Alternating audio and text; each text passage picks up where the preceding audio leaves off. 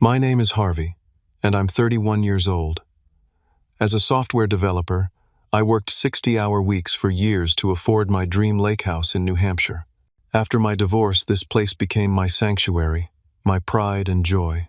Last month, I drove 6 hours to spend my vacation there, only to find my sister Natalie and her husband Derek had moved in without permission. When I tried to use my key, I found they'd locked the deadbolt. Through the window, Natalie laughed. "Sleep in your car, Harvey. Before I tell you what happened next, let me know where you're watching from. Hit that like button and subscribe if you've ever had family.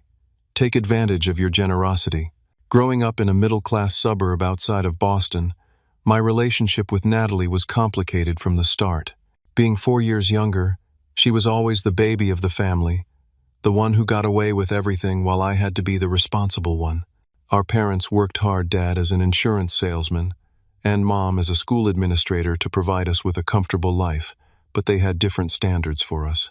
I remember when I was 12 and Natalie was 8, I got grounded for a week after accidentally breaking a window while playing catch in the yard. 2 years later, when Natalie did the exact same thing, she got off with a simple, "Be more careful next time." This pattern continued throughout our childhood. I had to earn my allowance by mowing lawns and taking out trash, while Natalie received hers just for existing. Don't get me wrong, our parents loved us both, but the disparity in expectations was clear. By high school, the differences in our personalities became even more apparent. While I joined clubs, maintained straight A's, and worked weekends at the local grocery store to save for college, Natalie focused on her social life and expected our parents to solve any problems that came her way. When she wrecked her first car, a 16th birthday present, I never received our parents replaced it without much fuss. When I needed a car for college, I bought a used Honda with my own savings. College was a turning point for me. I attended University of Massachusetts on a partial scholarship, working 2 part-time jobs to cover the rest. I lived in the cheapest dorm available, ate ramen more times than I care to remember, and sacrificed my social life to focus on my computer science degree. Meanwhile, Natalie attended a private college with tuition fully covered by our parents. She changed majors 3 times and took 6 years to graduate with a communications degree she never used. After college, I landed a job at a tech startup in Boston. The hours were brutal, often 60 to 70 per week, but the experience was invaluable. I lived frugally in a tiny studio apartment with 3 roommates, putting every spare dollar into my savings. My goal was always clear: financial independence, and eventually, my own place by the water. During this time, I met Elizabeth. She was smart, ambitious, and worked as a marketing executive at a firm downtown. We dated for 2 years before getting married in a modest ceremony. Our relationship was good for a while. We were both career-focused and supported each other's goals. But cracks began to show in our 5th year together. Elizabeth thrived on city life, the restaurants, theaters, networking events. I dreamed of quiet weekends by a lake, fishing at dawn, and stargazing at night. She wanted to climb the corporate ladder in Boston. I wanted to eventually work remotely from somewhere peaceful. Neither of us was wrong, but we wanted fundamentally different lives. Our divorce was amicable, but painful. We divided our assets fairly, with no children to consider. The experience left me emotionally drained but more determined than ever to pursue my dream. The lake house became my post-divorce goal, the light at the end of the tunnel. For 3 years after the divorce, I worked harder than ever. I moved to a senior developer position at a larger tech company, took on freelance projects on weekends, and invested wisely. Every decision was calculated toward my goal. When friends invited me to expensive trips or nights out, I usually declined. When my apartment building's elevator broke for the 5th time in a month, I reminded myself it was temporary. Finally, at 30, I had enough saved for a down payment on a lake house in New Hampshire, $475,000 for 3 bedrooms, 2 bathrooms, and 200 feet of private shoreline. The moment I signed those papers was the proudest of my life. No one had handed me anything.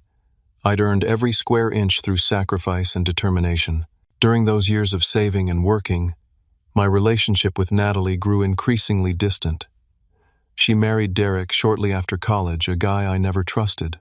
Derek talked big about his business ventures, but seemed to bounce from one get-rich-quick scheme to another. They lived well beyond their means, posting pictures from expensive vacations while simultaneously texting our parents for temporary loans. I received the occasional text from Natalie, usually when she needed something. The most recent messages had hinted at financial troubles. They'd been evicted from their apartment in Boston, she said, due to a misunderstanding with their landlord. I expressed sympathy, but kept my distance, having learned from past experiences that getting involved in their financial chaos only enabled more irresponsible behavior. When I decided to take 2 weeks off work for a much-needed vacation at my lake house, I didn't tell many people about my plans. I mentioned it briefly to our parents, who were on a long-planned trip to Europe, celebrating their 40th anniversary. In retrospect, I realized Natalie must have heard about my plans from them. All I wanted was peace and quiet, 2 weeks of fishing, reading on the deck, and decompressing from months of intensive coding projects. I had no idea that those plans were about to collide with the worst family betrayal I'd ever experienced. The drive to the lake house was supposed to be the beginning of my relaxation. 6 hours on the road with my favorite podcasts playing, the stress of the city gradually melting away with each mile. I stopped at my usual grocery store about 30 minutes from the lake, stocking up on 2 weeks' worth of supplies: steaks for grilling, local beer, fresh vegetables, and enough coffee to fuel my early morning fishing plans. As I turned onto the private road leading to my property, I noticed something odd: tire tracks in the gravel that didn't match my car. I hadn't had visitors since my buddy Tom came up for a fishing weekend 2 months ago. Still, I didn't think much of it. Maybe the property management company I hired for occasional checks had stopped by. Then I saw them 3 cars parked in my driveway. A red Jeep I recognized as Derek's, a blue sedan I didn't recognize, and a white SUV with Massachusetts plates. My stomach dropped as I pulled up behind them, blocking the Jeep in. Something was very wrong. Through the large front windows, I could see lights on inside, and movement multiple people. This wasn't a break-in. Whoever was there had made themselves at home. I grabbed my duffel bag and groceries and headed toward the front door, a mixture of confusion and anger building with each step. As I approached, I could hear music and laughter. Using my key, I tried to unlock the door, but the key wouldn't turn. That's when I realized the deadbolt was engaged, a lock I rarely used, since it required a different key that I kept in a drawer inside. I knocked firmly. The music volume dropped, and I heard hushed voices. Finally, footsteps approached, and the curtain on the door window moved aside. Natalie's face appeared, transitioning from alarm to recognition to most disturbingly amusement. "Harvey, what are you doing here?" she asked through the closed door, as if I was the unexpected visitor. "What am I doing here?" "This is my house, Natalie. What are you doing here?" I replied, struggling to keep my voice level. She opened the door a few inches, the security chain still engaged. "Mom and Dad mentioned you weren't using the place for a while, so we thought we'd stay for a bit. Our apartment situation fell through." "They said no such thing," I responded, feeling my patience evaporating. "I specifically told them I was taking vacation time to come up here. I'm here for 2 weeks, starting today." Derek appeared behind Natalie, a beer in hand, my craft beer, I noticed, from the refrigerator I'd stocked on my last visit. "Hey man," he said with a smirk. "Slight misunderstanding. But we're all settled in now. We're kind of house-sitting for you." House-sitting? I couldn't believe what I was hearing. I never asked for a house-sitter. "This is my vacation. You need to pack up and leave." Natalie's face hardened. "You always were so selfish, Harvey. You have this huge house all to yourself, and you can't even let your sister stay when she needs help? Remember when Mom and Dad said you should share your toys? We're not children anymore, and this isn't a toy. This is my home that I worked for years to afford," I said, my voice rising despite my efforts to stay calm. Looking past them, I could see 2 other people lounging on my leather sofa, a man and a woman I didn't recognize. My fishing gear had been moved from its careful storage place and piled haphazardly in the corner. Empty beer bottles littered the coffee table I'd custom-ordered from a local woodworker. "Look," I said, trying a different approach. I've been planning this vacation for months. I need this break. You can stay at my apartment in the city if you need a place. Derek laughed. Your place in the city? That tiny box? No thanks, man. We're good here. He took a long swig of my beer. Besides, we told some friends they could come up this weekend. Can't cancel on them now. I tried to push the door open. This isn't a discussion. This is my property, and I'm telling you to leave. Derek pushed back, his 6'2" frame easily overpowering my attempt. Don't make this ugly, bro. We're family, right? Family doesn't do this to each other. I snapped back. By this point, their friends had wandered over, curious about the confrontation. One of them, a tall guy with a sleeve tattoo, looked uncomfortable with the situation. The woman, however, seemed amused by the whole thing. Harvey, Natalie said with exaggerated patience, as if explaining something to a child. You always said we could use the lake house any time. Remember? At Mom and Dad's anniversary? I stared at her in disbelief. What I'd actually said was they could join me at the lake sometime, not take over my house without permission. That's not what I said, and you know it, I replied. Now, open this door. I've been driving all day, I have groceries melting in my car, and I want to get into my own house. Natalie exchanged glances with Derek, some unspoken communication passing between them. Then she shrugged and closed the door completely. Sorry, Harvey, she called through the door. We've got plans this weekend. Maybe call next time before you drive all the way up here? I stood there in shock, grocery bags growing heavy in my arms. Natalie, open the door right now, I shouted, pounding on it with my free hand. Through the window, I could see her walking away, rejoining her friends in the living room. Derek lingered, giving me a smug look before drawing the curtains closed. The music volume increased again. I set down my bags and tried calling Natalie's phone. I could hear it ringing inside, but she declined the call. I tried 3 more times with the same result. I texted her, "This is ridiculous. Open the door now." After 10 minutes of knocking, calling, and texting with no response, I walked around the perimeter of the house, looking through windows. What I saw made my blood boil. They had completely taken over clothes strewn across my bedroom, makeup on my bathroom counter, unfamiliar luggage piled in the guest room. In the kitchen, they'd pushed my organized pantry items aside to make room for junk food and more alcohol. As dusk approached, I returned to the front door for one more attempt. This time, Natalie came to the window, opened it a crack, and said with a laugh, "Sleep in your car, Harvey."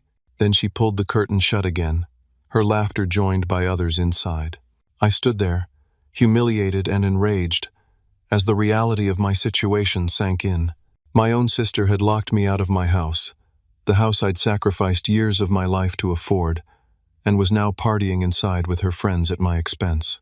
The night spent in my car was one of the most uncomfortable experiences of my life, both physically and emotionally. My sedan wasn't designed for sleeping. The seat reclined only so far, and at 6 feet tall, I had to curl my legs awkwardly to fit. The temperature dropped into the 40s, typical for a New Hampshire spring night. I had a light jacket but no blanket, and the decision to run the heater meant waking every 30 minutes to start the engine again, worried about draining the battery. But the physical discomfort paled in comparison to the emotional turmoil. Every time I closed my eyes, I saw Natalie's mocking face at the window. "Sleep in your car, Harvey." The casual cruelty from my own sister, someone I'd grown up with, shared childhood memories with, left me stunned. Despite our different paths in life, I never imagined she could treat me this way. Throughout the night, the party continued inside my house. The bass from their music vibrated through the windows, and occasionally I heard loud laughter or shouting. Twice, people came outside to smoke on my deck, their conversations carrying through the quiet night air. They were discussing plans for the weekend using my boat, having a barbecue with more friends coming. All in my house, with my possessions, without my permission. I tried calling Natalie several more times, each call going straight to voicemail after the first ring. I left increasingly stern messages. "Natalie, this is completely unacceptable. Let me in now." Then, "You are trespassing in my home. This is illegal. And finally, if you don't open this door by morning, I'm calling the police. I tried our parents too, but with the time difference in Europe, it was the middle of the night for them. I left a brief message asking them to call as soon as possible, not wanting to ruin their anniversary trip but desperate for some intervention. Sleep came in brief, uncomfortable snatches. By dawn, I was stiff, cold, hungry, and more resolved than ever to reclaim my property. I watched the sunrise over the lake, the peaceful scene, a stark contrast to my inner turmoil, and waited until I saw movement inside the house. At around 8 in the morning, I approached the front door again and knocked firmly. Derek answered, looking disheveled and hungover but no less smug than the day before. "Morning, bro," he said, not opening the door beyond a crack. "You actually slept in your car? That's dedication." "This has gone on long enough," I said, my voice hoarse from the cold night. "Let me in my house now, or I'm calling the authorities." Something dangerous flashed in Derek's eyes. He opened the door wider and stepped partially out, using his larger frame to intimidate me. "Listen carefully," he said, his voice low. "You call the cops, and we'll tell them you gave us permission to stay here. It's your word against ours, and there are 4 of us and 1 of you." "This is my property," I insisted. "I have the deed, the mortgage statements, and we have texts," Derek interrupted, "where you told Natalie family is always welcome here. Besides, how do you think it'll look you trying to put your own sister out on the street? You want to be that guy? The one who calls the cops on family?" He was manipulating me, and I knew it, but his words still hit a nerve. Would the police even take this seriously? Would they see it as a family dispute rather than trespassing? "At least let me in to get some of my things," I tried. "Can't do that," Derek said with mock regret. "We've changed the security code on your fancy smart lock. For safety, you understand. Too many keys floating around." My smart lock, the secondary entrance through the side door that I'd installed for convenience, had a keypad code. The realization that they'd not only locked me out but taken the time to hack into my security system sent a new wave of violation through me. As Derek retreated inside, I walked around the property, assessing the situation. What I saw deepened my sense of betrayal. My boat, a small fishing vessel I'd saved 3 years for, had been moved from its careful covering. Empty beer cans littered the dock. The custom outdoor kitchen area showed signs of a careless cookout, with dried food stuck to the grill and expensive utensils left out in the morning dew. Looking through windows, I could see more evidence that they'd been there longer than just overnight. Mail had piled up on the counter at least a week's worth. My carefully organized bookcases had been disarranged. Plants I'd left thriving were now drooping from neglect. As the morning progressed, I observed a disturbing pattern of disrespect for my property. 2 more friends arrived, greeted enthusiastically by Natalie. They unloaded more alcohol and what looked like party supplies. Through the window, I watched as someone carelessly moved my collection of framed photographs to make room for a portable speaker, knocking one to the floor where the glass cracked.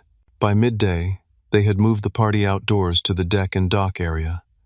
I approached cautiously, hoping Natalie might be more reasonable without Derek immediately present. She was lounging on one of my patio chairs, scrolling through her phone while her friends played music from a Bluetooth speaker. "Natalie, we need to talk," I said, keeping my distance to avoid appearing confrontational. She looked up, squinting against the sundae. "Still here, Harvey? I figured you'd have driven back to your apartment by now." "This is my house," I said simply. "The house I worked 60-hour weeks for years to afford. The house I make mortgage payments on every month. How can you do this to me?" For a brief moment, something like shame flickered across her face. Then she hardened again. "You were always the responsible one, weren't you? Mom and Dad's perfect child, always making me feel like I was doing everything wrong." "This isn't about childhood rivalry," I said. "This is about basic respect for other people's property." "Property, property, property," she mimicked. "That's all you care about. Things. Meanwhile, your own sister needed a place to stay after being evicted, and you couldn't even be bothered to answer her calls." This was revisionist history. She'd texted about financial troubles but never directly asked to stay at the lake house, and even if she had, This ambush and hostile takeover would still be completely inappropriate. One of Natalie's friends, a woman with short blonde hair who'd been quietly listening, stood up awkwardly. "Maybe I should go," she said, looking uncomfortable. "Jordan and I can drive back to the city." "Nonsense," Natalie replied sharply. "Harvey was just leaving. Again, he has a perfectly good apartment in Boston." I addressed the friend directly. "I'm Harvey, the owner of this house. I didn't invite anyone to stay here. I'm being locked out of my own property." The woman, Jordan, apparently had the decency to look embarrassed, I thought. Natalie said this was a family vacation house that everyone shares. Before I could respond, Derek emerged from the house carrying an expensive bottle of scotch. I'd been saving a gift from a client. "Hey, found the good stuff," he announced, either oblivious to or deliberately ignoring the tense conversation. I watched in horror as he carelessly poured generous portions into plastic cups. That was a $200 bottle of 18-year scotch, meant to be sipped and appreciated. I retreated to my car, realizing that direct confrontation wasn't working.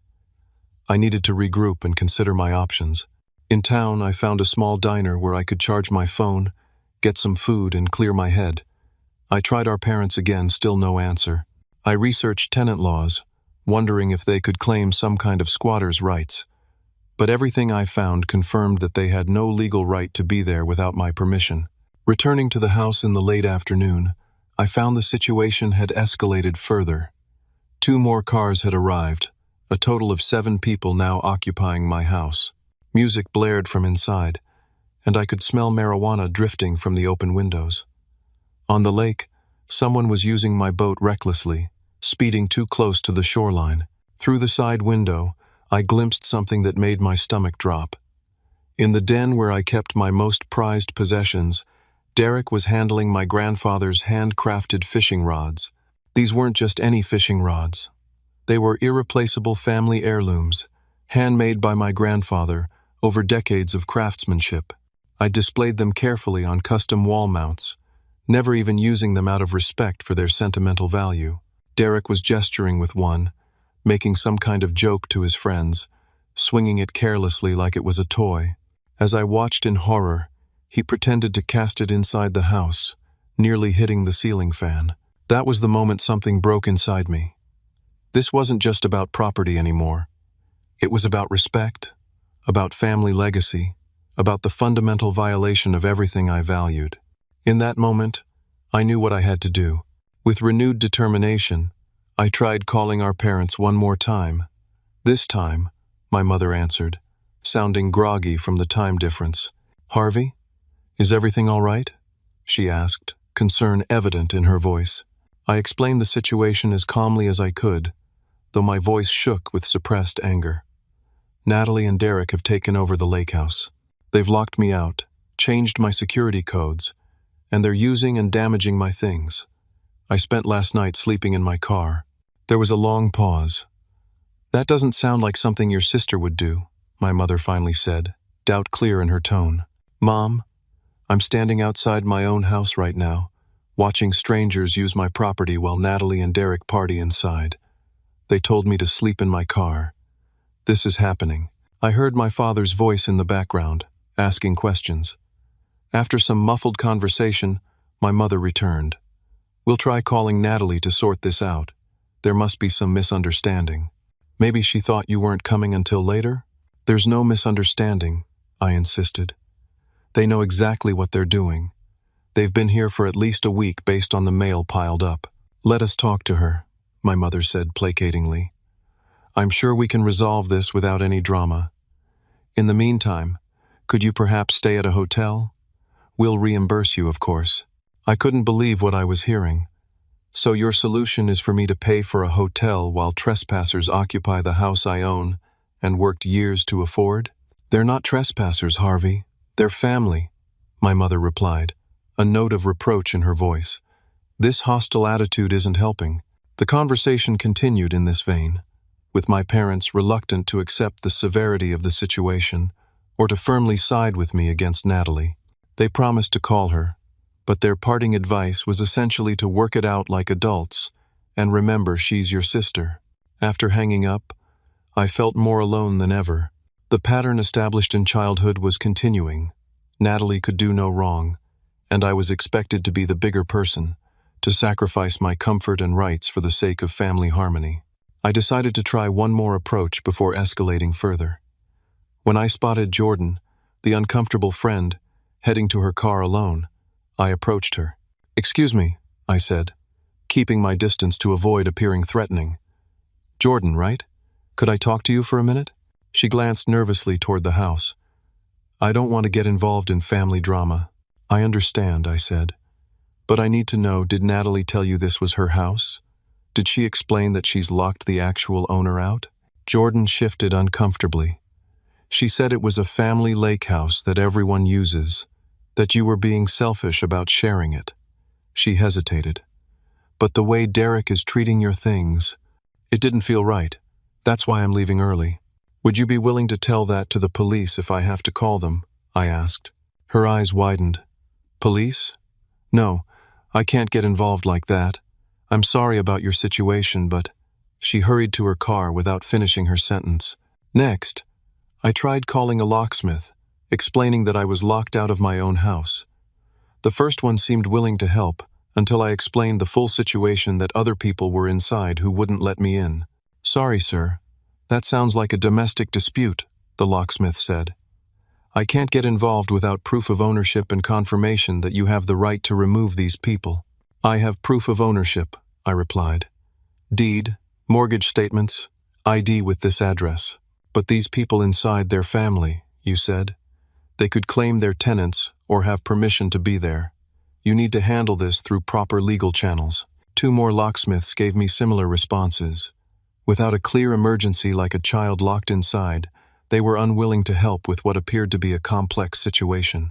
Growing increasingly frustrated, I drove into town again, needing space to think and a decent meal after my night in the car. At a local cafe, I researched my options online. Everything pointed to involving law enforcement, but Derek's threat lingered in my mind. "It's your word against ours. Would the police even take this seriously?" When I returned to the house in the early evening, the situation had deteriorated further. The driveway now contained 5 vehicles. Music thumped loudly enough that I could hear it from the road. People I'd never seen before wandered between the house and the lakefront. I parked at the edge of the property and walked closer, trying to assess what was happening. Through the windows, I could see at least 10 people inside. My dining table had been repurposed for beer pong. Someone was mixing drinks at my kitchen island, spilling liquid carelessly onto the granite countertops I'd selected so carefully. On the deck, a group was smoking, flicking ashes onto the wooden boards I'd refinished by hand last summer. Near the dock, someone had dragged my expensive patio furniture down to the water's edge, where it was never meant to be placed. Moving around to the side of the house for a better view of the den, I witnessed something that made my blood run cold. Derek and 2 men I didn't recognize were examining my grandfather's antique tackle box, a hand-carved wooden case containing lures and fishing equipment dating back to the 1940s. They were passing around the contents, laughing at the old-fashioned equipment, handling irreplaceable antique lures like they were toys. As I watched in horror, one of them dropped a delicate hand-tied fly on the floor and carelessly stepped on it. Derek opened a compartment in the box too forcefully, cracking the aged wood along a seam. My heart pounding, I circled back to the front of the house and pounded on the door. When no one answered, I moved to the windows, knocking on the glass to get someone's attention. Finally, a stranger opened the door, music blasting behind him. "Yeah?" he asked, clearly intoxicated. "I need to speak with Natalie or Derek," I said firmly. "I'm the owner of this house." "Owner?" The guy looked confused. "Hold on." He disappeared inside, leaving the door ajar. Minutes later, Derek appeared, swaying slightly, a drink in his hand. "Harvey, decided to join the party after all?" His words slurred together, eyes unfocused. "You're damaging my grandfather's fishing equipment," I said, struggling to keep my voice level. "That tackle box is a family heirloom." Derek shrugged, "Just having a little fun with the old junk. No harm done." "It's not junk. It's irreplaceable, and you're destroying it. You need to leave. All of you. Now. Or what? Derek stepped closer, using his height to loom over me. You gonna make us? I stood my ground. If necessary, I'll involve the authorities. The cops? Derek laughed. For what? A family disagreement about some old fishing gear? Over Derek's shoulder, I could see into the house. On the coffee table, something caught my eye: small plastic bags, white powder, and what looked like drug paraphernalia. My lake house had become not just the site of an unauthorized party, but potentially a place where illegal activities were occurring. Derek followed my gaze and quickly moved to block my view. You should go now, Harvey. This isn't your scene anyway. Always were a straight arrow, weren't you? As he moved to close the door, I caught a glimpse of Natalie in the background. Our eyes met briefly, and I expected to see some remorse, some recognition of how wrong this situation was. Instead, she raised her glass in a mocking toast before turning away. The door closed in my face, the lock clicking with finality. I stood there for a moment, trembling with a mixture of rage and despair. Then I walked back to my car, took out my phone, and made a decision that would permanently alter my relationship with my sister. I dialed 911. 911, what's your emergency? The dispatcher's voice was calm and professional. I need to report trespassers at my property, I said, trying to keep my own voice steady. My sister and her husband have broken into my lake house, changed the locks, and are refusing to let me in. They're damaging my property, and I believe there may be illegal drugs inside. Are you currently at the property, sir? Yes. I'm in my car in the driveway. I spent last night sleeping here because they won't let me inside my own home. And you're certain this is your property? You have proof of ownership? Absolutely. I have the deed, mortgage statements, and my driver's license with this address. This is my primary residence that I purchased 3 years ago. The dispatcher took down all the relevant information: my name, the address, the number of people inside, and whether any weapons were involved. None that I knew of. She assured me that officers would be dispatched to my location. Please remain in your vehicle until the officers arrive, she instructed. Don't approach the house or confront anyone inside. I agreed, thanked her, and ended the call. Then I sat in my car, watching the house. A strange mixture of emotions washing over me: relief that action was finally being taken, anxiety about the confrontation to come, and deep sadness that my relationship with my sister had deteriorated to this point. 20 minutes later, 2 patrol cars pulled up behind me, lights flashing but sirens off. 4 officers emerged, 2 men and 2 women. I stepped out of my car to meet them, hands visible to avoid any misunderstandings. Mr. Wilson? The lead officer approached, introducing himself as Officer Paul Jackson. I understand you're reporting trespassers at your residence? Yes, that's right, I confirmed. Then explained the situation in detail, how I'd arrived for a planned vacation to find my sister and her husband had moved in without permission, changed locks, and refused to let me enter. I showed them my driver's license with the property address, pulled up electronic copies of my mortgage statements and deed on my phone, and even had photos on my phone of me at the house from previous visits. Officer Jackson listened carefully, then asked, And you mentioned possible drug use? Yes, I saw what appeared to be drugs and paraphernalia on my coffee table when the door was briefly opened. A female officer, who introduced herself as Officer Samantha Reynolds, asked, Have you had any prior agreements with your sister about using the property? Any arrangement that might have given her the impression she had permission to be here? Absolutely not, I said firmly. I've occasionally invited her to join me here for weekends, but always with me present. I never gave her a key or permission to stay here without me, especially not to take over the house and lock me out. The officers conferred briefly, then Officer Jackson turned to me. All right, Mr. Wilson. Based on your documentation and statement, we'll approach the residence and speak with the occupants. Please wait here by your vehicle. I watched as all 4 officers approached my front door. Officer Jackson knocked firmly, announcing, Police Department. Open the door, please. The music inside suddenly cut off. Through the windows, I could see people moving quickly, some disappearing from view. After what seemed like an eternity but was probably less than a minute, Derek opened the door partially. Even from a distance, I could hear him trying to smooth talk the officers. "Evening, officers. Is there a problem?"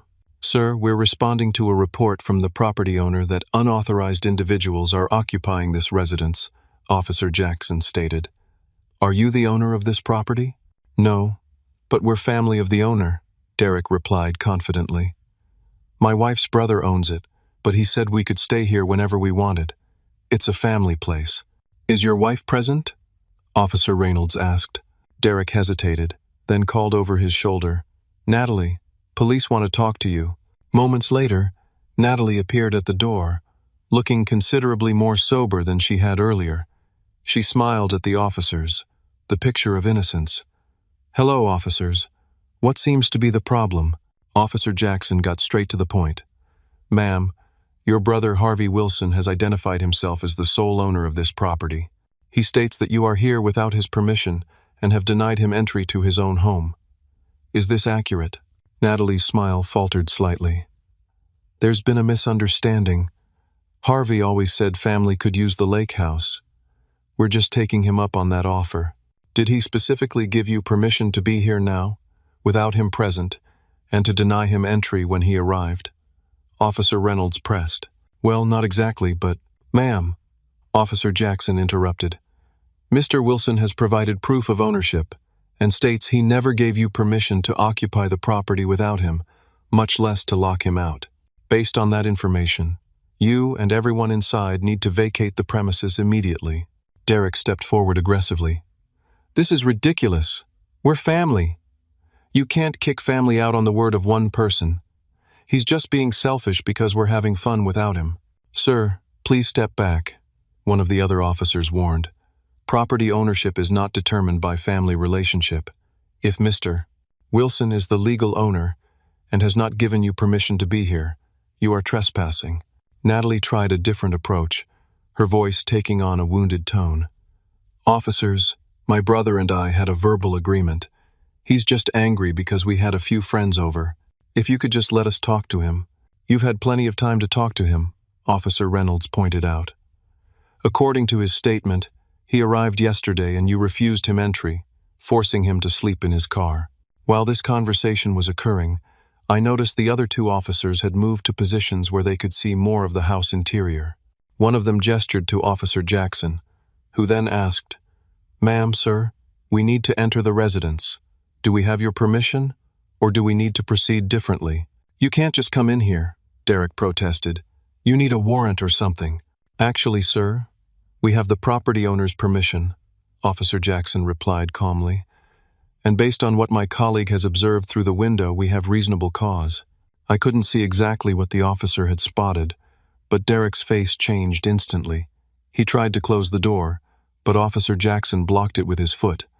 "Step outside, sir. Now." What followed was a flurry of activity. The officers entered the house, instructing everyone inside to move to the front yard. One by one, Natalie and Derek's friends emerged, looking varying degrees of embarrassed, defiant, or intoxicated. I counted 11 people total, far more than I'd initially estimated. From my position by my car, I could hear the officers inside, their voices carrying through the open door as they conducted what appeared to be a search. "There's drug paraphernalia in plain view on the coffee table," one called out, "and what looks like cocaine residue." Another officer emerged briefly, speaking into her radio, apparently requesting additional units.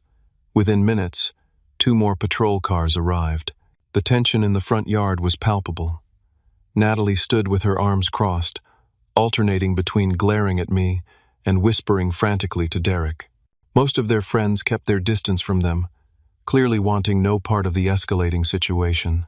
Officer Reynolds emerged from the house, approaching Derek with a serious expression. "Sir, we've found illegal substances inside the residence. Who does this belong to?" Derek immediately pointed to one of his friends. "That must be Taylor's. We don't do drugs." The friend Taylor apparently looked shocked. "What? No way, man. You're the one who brought that stuff." The situation deteriorated rapidly from there. Derek began yelling at Taylor, then at the officers when they tried to separate them. When Officer Jackson placed a hand on Derek's shoulder to guide him away from the confrontation, Derek shoved him a critical error. "Sir, you're under arrest for assaulting a police officer," Officer Jackson announced, quickly restraining Derek with handcuffs as he continued to struggle and shout. The expression on Derek's face as the handcuffs clicked closed was one of utter disbelief. This clearly wasn't how he had expected the evening to go. The smug confidence that had characterized his treatment of me vanished, replaced by panic. Natalie watched in horror as her husband was led to a patrol car. "Derek!" she cried, moving toward him before being stopped by an officer. "Ma'am, please stay where you are," the officer instructed firmly. Turning to me, Natalie's face contorted with anger. "This is your fault. You called the cops on your own family. How could you do this to us?" Before I could respond, Officer Reynolds approached Natalie.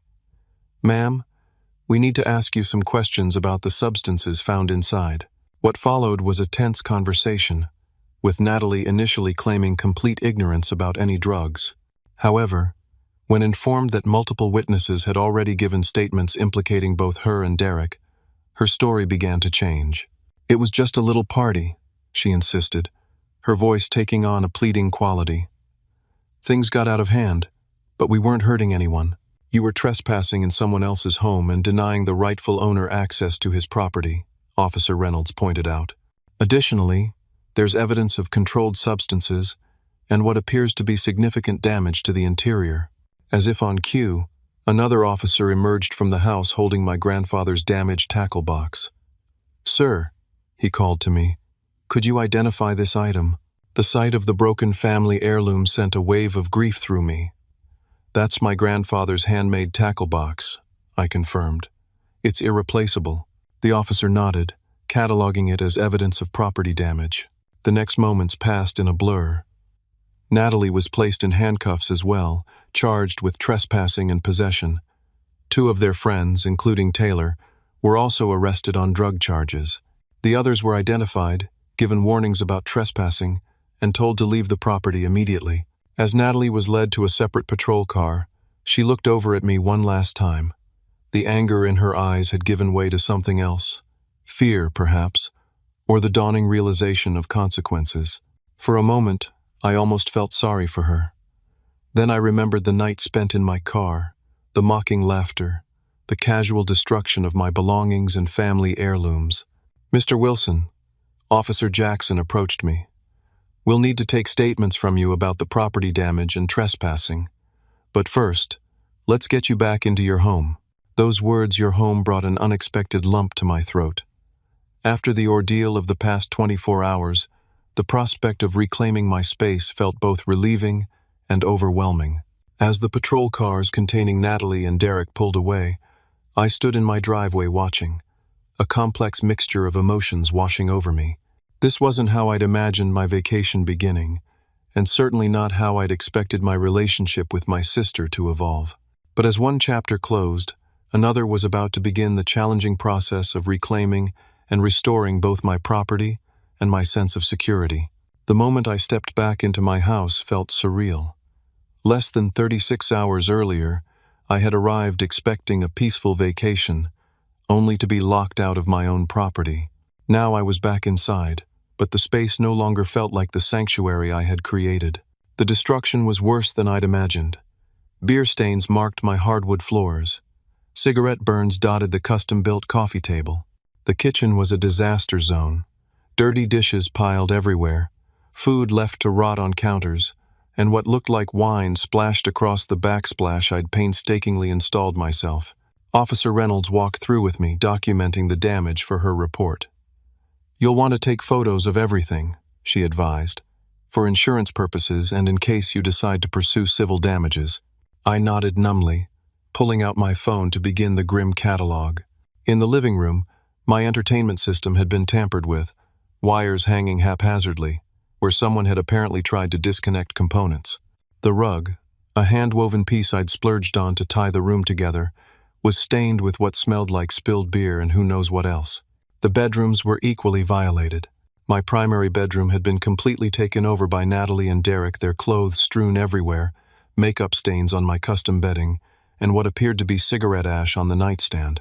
The guest rooms were in similar states of disarray, with unfamiliar luggage and belongings scattered throughout. In the bathroom, my towels had been used and left in damp piles on the floor. Expensive toiletries I kept for guests had been used up or left open to dry out. Someone had apparently tried to flush something inappropriate, as the toilet was clogged and had overflowed at some point, water damage visible on the floor tiles. But the most painful discovery was in the den, my personal sanctuary. The damage to my grandfather's fishing equipment was even worse than I'd glimpsed through the window. The tackle box had a crack running through its handcrafted lid. Several of the delicate hand-tied flies were crushed or missing altogether. 2 of the fishing rods had been snapped, irreparably damaged. These were my grandfather's, I explained to Officer Reynolds, my voice tight. He made them himself over a lifetime of fishing. They can't be replaced. She nodded sympathetically, taking detailed notes and photos. We'll make sure this is all documented for the charges. The inventory of damage and missing items took hours.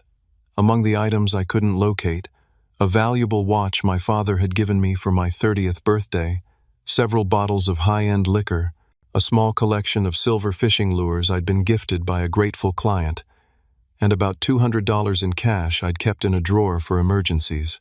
By the time we finished, it was past midnight. The officers had been thorough and professional throughout the process.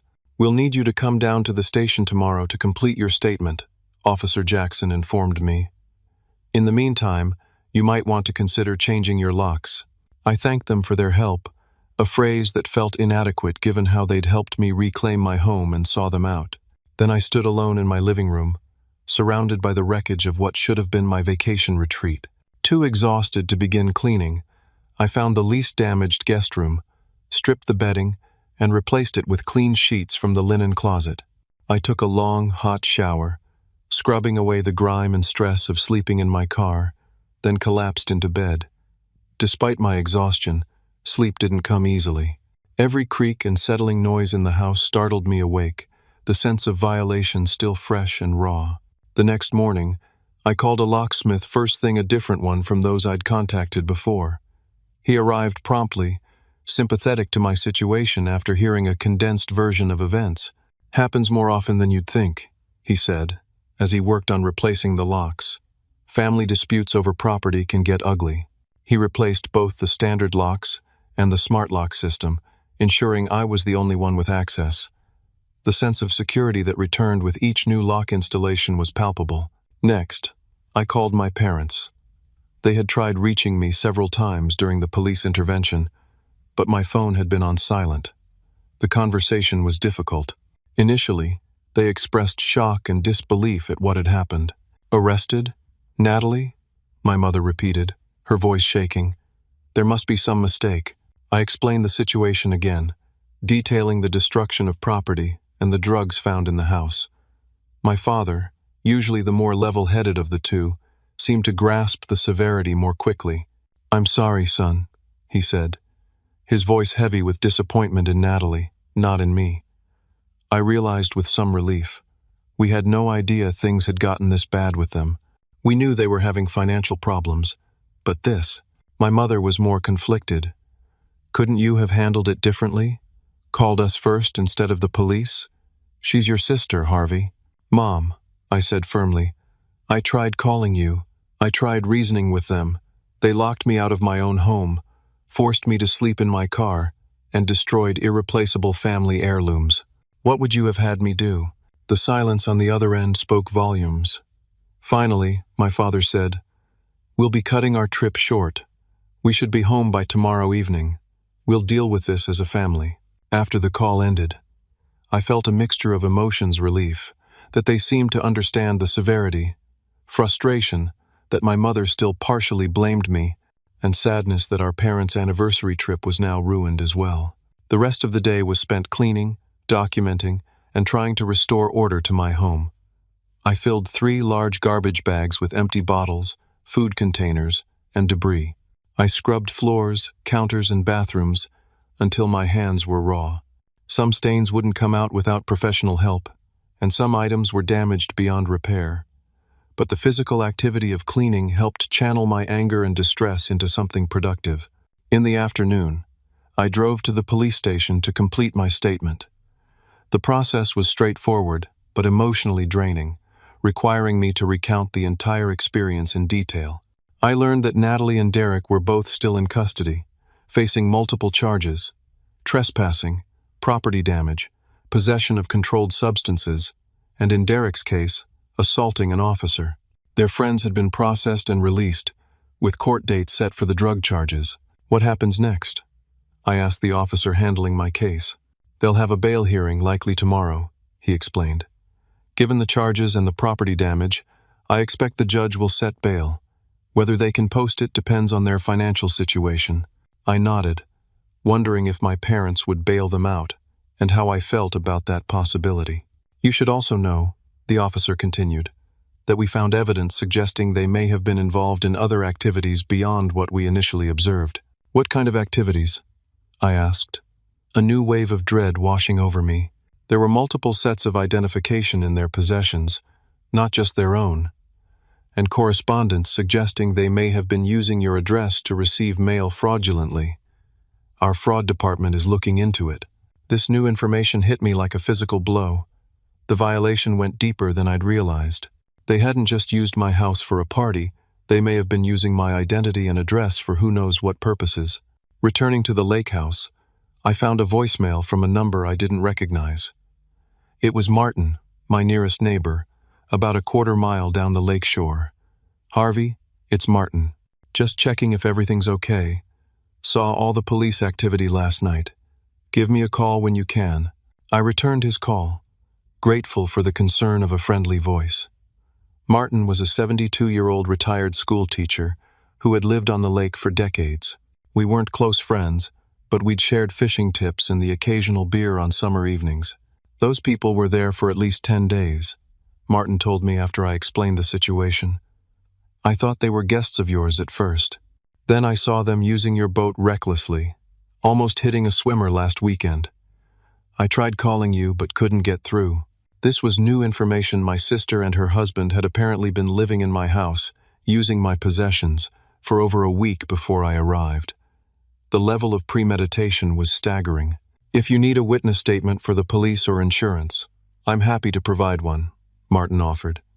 I have security cameras that cover part of the lake. Might have caught them on the boat. I thanked him profusely, taking down his contact information to pass along to the police.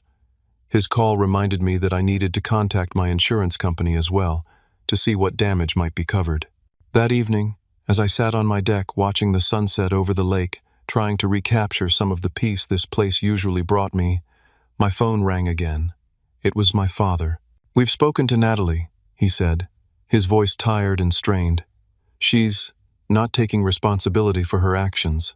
She still claims you overreacted, that this was all a misunderstanding. I wasn't surprised. Natalie had spent a lifetime avoiding consequences for her actions. Why start accepting responsibility now? The bail hearing is tomorrow, my father continued. Your mother and I have discussed it, and we've decided not to post bail for them. They need to understand the seriousness of what they've done. This decision surprised me. Throughout our childhood, our parents had always cushioned Natalie from the consequences of her actions.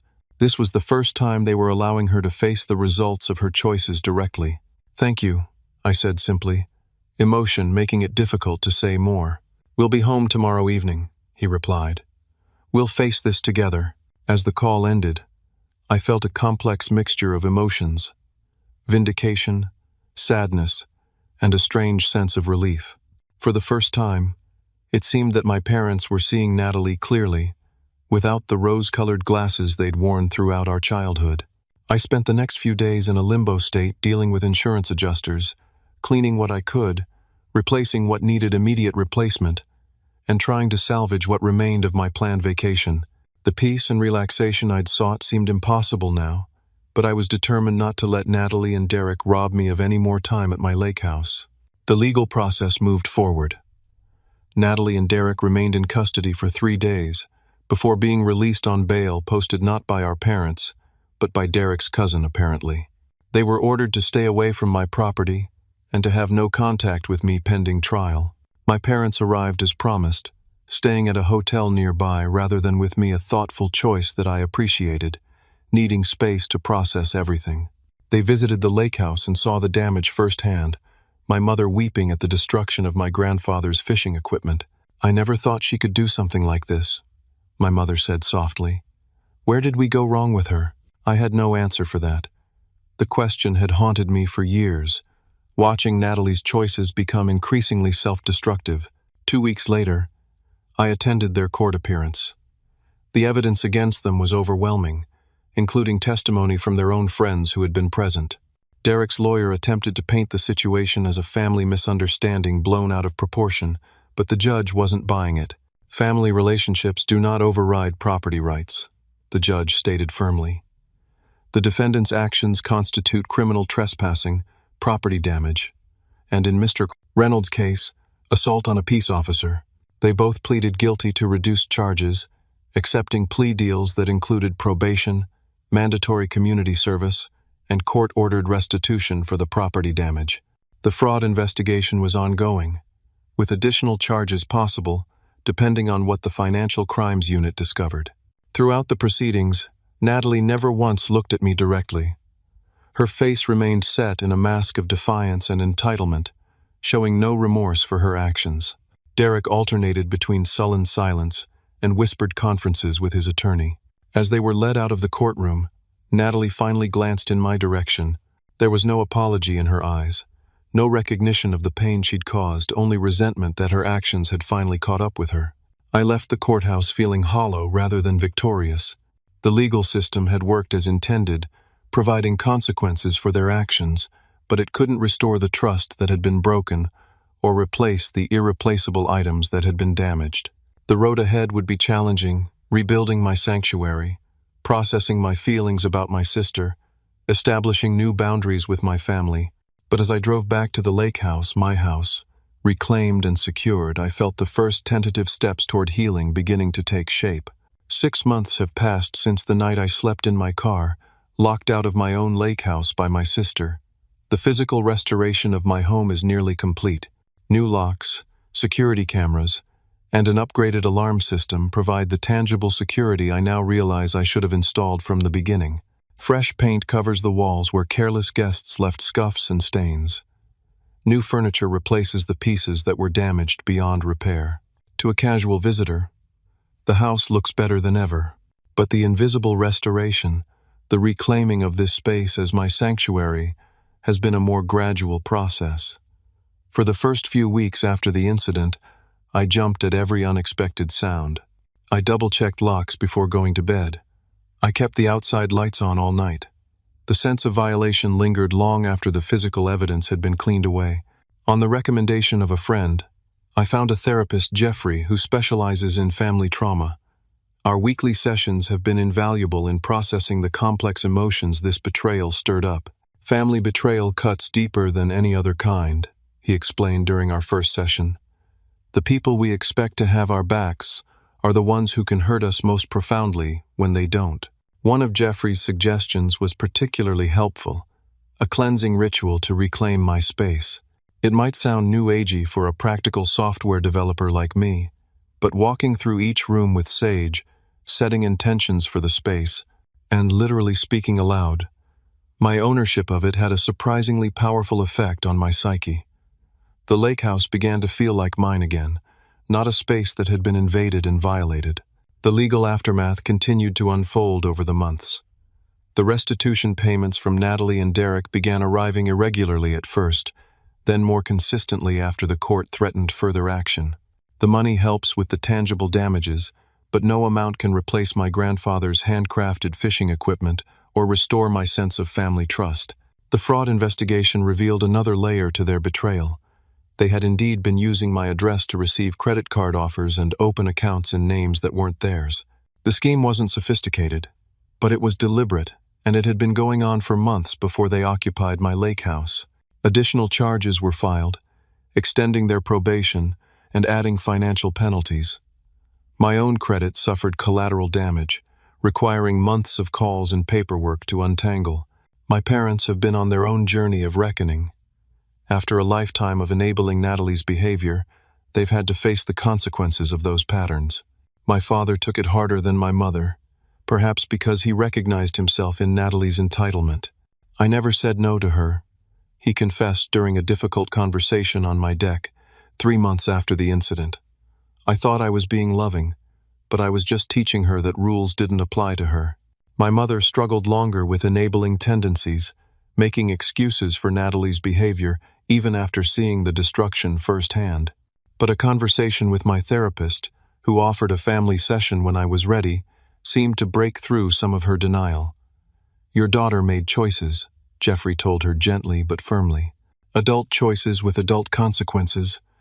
Protecting her from those consequences now doesn't help her grow. As for Natalie herself, our relationship remains fractured. 3 months after her court appearance, she sent a letter, not an email or text, but an actual letter, handwritten on stationery. The words were right on the surface. I'm sorry for what happened at the lake house. I never meant for things to go so far. But the undertone remained one of deflection. If you had just answered my calls about needing a place to stay, none of this would have happened. I read the letter several times, trying to find genuine remorse between the lines of self-justification. Jeffrey helped me craft a response that maintained my boundaries while leaving the door cracked open for future healing, if and when Natalie was truly ready to take responsibility for her actions. I acknowledge your apology, I wrote. The damage done to my property can be repaired or replaced. The damage to our relationship will take longer to heal. When you're ready to talk about what really happened, not just at the lake house, but in the patterns that led us there, I'll be willing to listen. I haven't received a reply. I don't expect one anytime soon. Healing happens on its own timeline, and some people aren't ready to do the difficult work it requires. Derek is no longer in the picture. According to my parents, Natalie filed for divorce 2 months after the court case concluded. His continued legal troubles and inability to hold a job finally became too much for even her to justify. I feel a complicated mix of emotions about this development relief that his toxic influence is removed, sadness for Natalie's pain, and a cautious hope that this might be the rock bottom she needed to hit before rebuilding her life on healthier foundations. As for me, life at the lake house has slowly returned to the peaceful retreat I always intended it to be. I've made more of an effort to connect with neighbors like Martin, building a community of people who look out for each other's properties and interests. I've installed a boat slip with a lockable cover for my new fishing boat. The insurance settlement covered a replacement for the one Natalie and Derek damaged beyond repair. Most importantly, I've rebuilt my sense of boundaries around family obligations. Working with Jeffrey helped me understand that healthy boundaries aren't selfish. They're necessary for healthy relationships. I no longer feel guilty for saying no when asked for unreasonable favors. I've learned to distinguish between helping and enabling, between generosity and being taken advantage of. This hard-won wisdom has led me to start a small support group for others dealing with family betrayal. We meet monthly at a coffee shop in Boston, sharing stories and strategies. It's been healing to transform my painful experience into something that helps others navigate similar waters. Last weekend, I took my first solo fishing trip since the incident. As I sat in my boat at dawn, watching the mist rise off the lake, I felt a profound sense of peace settle over me. My grandfather's tackle box and rods couldn't be replaced, but I'd mounted the broken pieces in a shadow box on the wall of the den, a reminder not of the betrayal, but of his legacy of patience and craftsmanship. Next to it hangs a new collection of fishing gear that I'm gradually building, pieces chosen with care and intention. The lessons from this experience are etched deep in my consciousness now. True family respects boundaries. Generosity should be met with gratitude, not entitlement. Sometimes the most loving thing you can do for someone is to let them face the consequences of their actions. And perhaps most importantly, the family you choose can sometimes be more reliable than the family you're born into. As I write this from my deck, watching another sunset paint the lake with gold and crimson, I realize that despite everything, or perhaps because of it, I've found a deeper appreciation for this place I fought to reclaim. The sanctuary isn't just in the physical space, but in the peace I've made with my own story. Have you ever had to set difficult boundaries with family members? What helped you through that process? Share your experiences in the comments below. And if you found value in my story, please hit that like button subscribe to hear more real-life experiences, and share with someone who might need to hear that it's okay to protect what's rightfully theirs. Thank you for listening, and remember, sometimes the hardest conversations lead to the most necessary growth.